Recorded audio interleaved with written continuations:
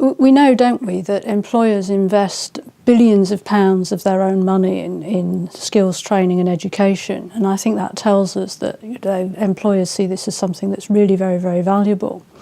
And they're perfectly happy to make a very large investment for specific activities and specific training for their area of employment.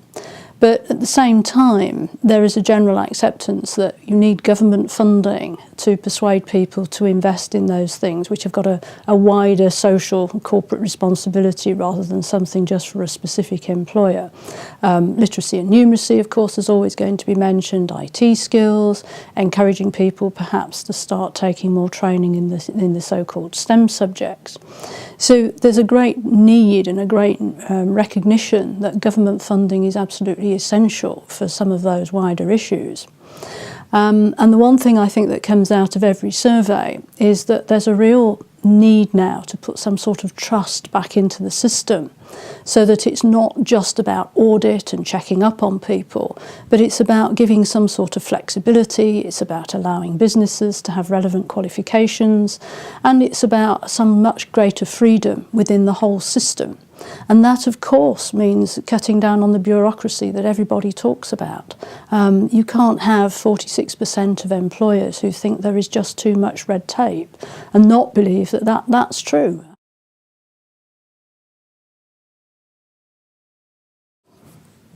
Apprenticeships, I think, is one of those things that everybody agrees is a really good thing.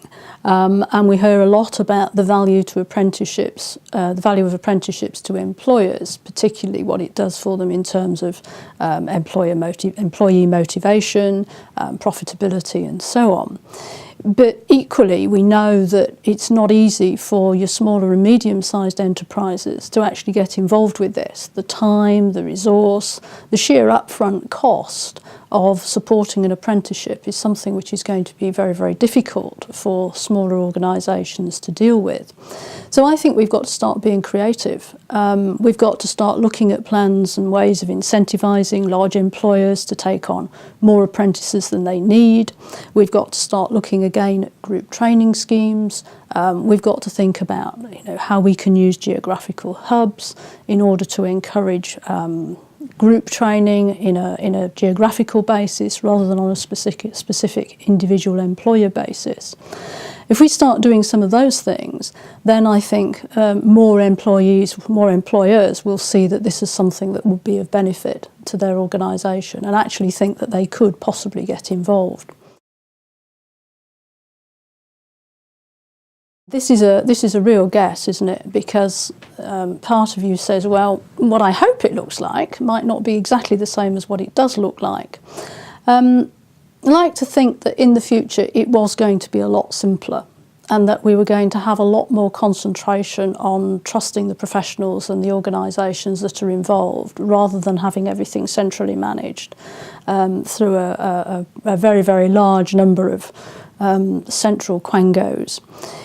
There's a real need, I think, to have it linked more effectively into the core education system, so that there's not such a gap between the so-called academic school education and then moving on into some sort of training. We could certainly look at being much, much more responsive to what employers really want, and it's something that we hear a lot about. But the system at the moment really doesn't allow for employers to get thoroughly involved.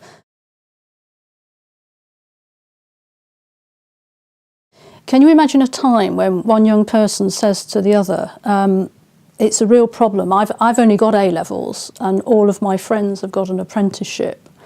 And that, I think, is the heart of the dilemma that we still face. The academic route is still seen as the one to aim for, and anything else is very much seen as second best.